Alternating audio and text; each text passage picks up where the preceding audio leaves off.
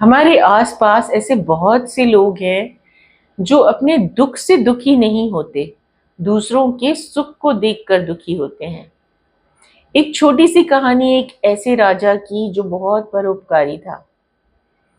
वो रोज 100 लोगों को भोजन करवाता था और जरूरतमंद लोगों की मदद करता था। एक दिन रोज की तरह उसने 100 लोगों को न्योता दिया भोजन का और हलवाई को भोजन बनाने की आज्ञा दी। हलवाई पूरा भोजन बना के गलती से खीर ढकना भूल गया। उस दिन रसोई में सांप आ गया और सांप ने अपना जहर खीर में छोड़ दिया। जब राजा ने 100 लोगों को भोजन करवाया, उसी वक्त उन 100 लोगों की मृत्यु हो गई। राजा ये सब देखकर बहुत आश्चर्यचकित हो गया और अंदर ही अंदर बहुत गिल्ट फील करने लगा कि ये पाप मेरे से कैसे हो गया। मैं तो लोगों की मदद करना चाहता था, लोगों को भोजन करवाता हूँ, मुझसे इतना बड़ा पाप कैसे हो गया। वो अपने आप को इस गलती के लिए माफ नहीं कर पा रहा था। उसे लगा कि मैं सारे राजपाट छोड़कर वन में चले जाऊं।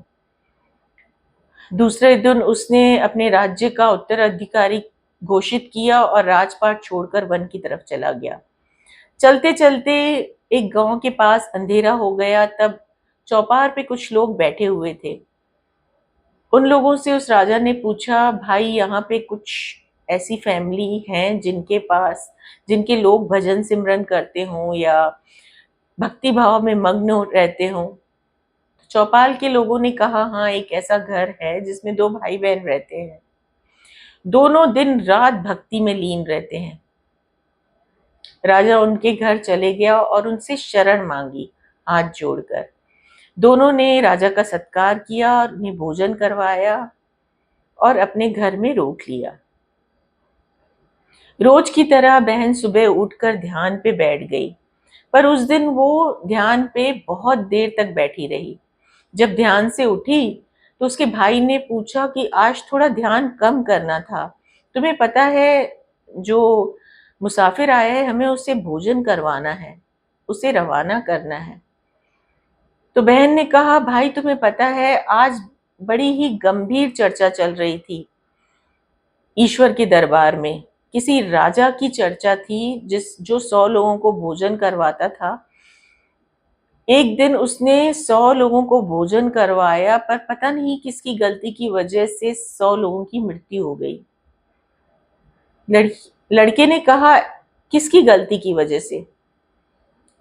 तो लड़की ने कहा, दरबार में चर्चा हो रही थी कि हलवाई ने खाना बनाया, गलती से खीर ढकना भूल गया, सांप आया रसोई में और उसने अपना जहर खीर में छोड़ दिया। अब दरबार में बड़ी गंभीर चर्चा है कि ये पाप किस पे लगाया जाए, राजा पे, उस हलवाई पे या उस सांप पे। इतने में राजा ये सब कुछ सुनकर बाहर आ गया और उसने कहा कि फिर ये पाप किस पे चढ़ाया जाएगा। लड़की ने कहा, अभी तो इसका फैसला नहीं हुआ है, हो सकता है जब कल दरबार लगेगा तब इसका फैसला हो जाएगा। उस राजा ने उनसे गुजारिश की कि मैं एक दिन और आप लोगों के पास रुकना चाहता हूँ, अगर आप लोगों को कोई तकलीफ ना हो तो। दोनों भाई बहन बड़ी खुशी से राजा को रुकने के लिए कहते हैं। उसी दिन शाम को चौपाल में उस राजा की बुराइयां होने लगी कि राजा तो एक दिन के लिए यहाँ पे आया था शरण मांगने, जवान लड़की को देखा तो बस ठहर गया, जाने का नाम नहीं है। 2 छोटे छोटे बच्चे हैं, उसको ये समझ नहीं है। पूरी दिन पूरे रात उसकी बुराइयां और निंदाएं करने लगे। दूसरे दिन जब लड़की ध्यान पे बैठी, ध्यान करके उठने के बाद राजा तुरंत उसके पास आया और पूछने लगा, वो पाप किस पे लगा? लड़की ने कहा, वो पाप मेरे गांव के चौपाल में बैठने वाले उन लोगों पे चढ़ गया जिन्होंने उस राजा की निंदा की थी। ये कहानी तो बहुत छोटी सी है, पर इसका सबक ये है कि हम दिन रात लोगों की निंदा में, चुगली में डूबे रहते हैं। ये सोच नहीं पाते कि उनके कर्मों का पाप हमारे ऊपर चढ़ सकता है। कोशिश करें गॉसिप से बचें, किसी की बुराई से बचें।